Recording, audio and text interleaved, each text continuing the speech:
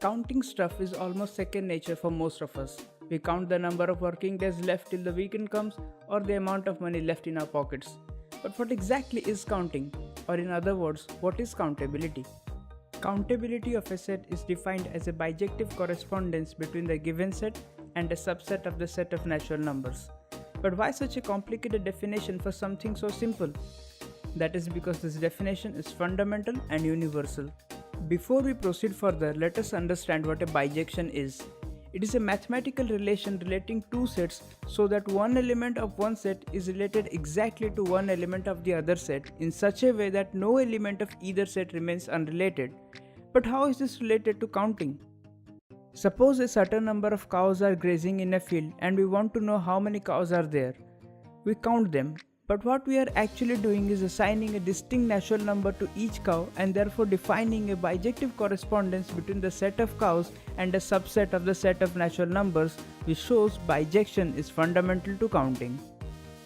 Now let us define a function f of x equals twice of x, which creates a one-to-one relation between the set of all natural numbers and the set of all even numbers.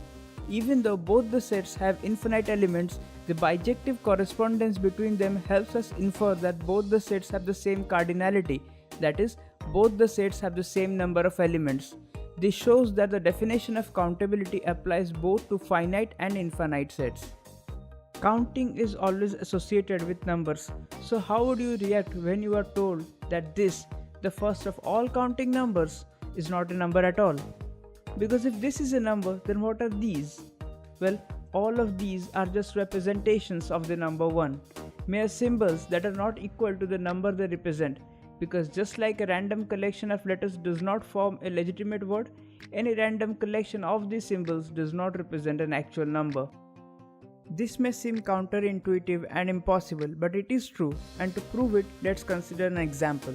The number 9.9 repeating must be a rational number as it is a recurring decimal, which means it can be described in a fractional form with no common factor between the numerator and the denominator. However, if we follow this simple calculation, we will see that 3 is the common factor between the numerator and the denominator. This means 9.9 repeating is not a rational number, which contradicts our initial assumption that it is one.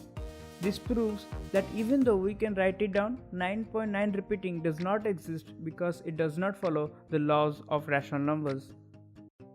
So what does this mean? Are there any other numbers that we can write down but that don't exist? Are there numbers that exist but we can't write down? Are there any numbers that we haven't discovered yet? Well, these are questions for another video. Thanks for watching. Subscribe for more content like this.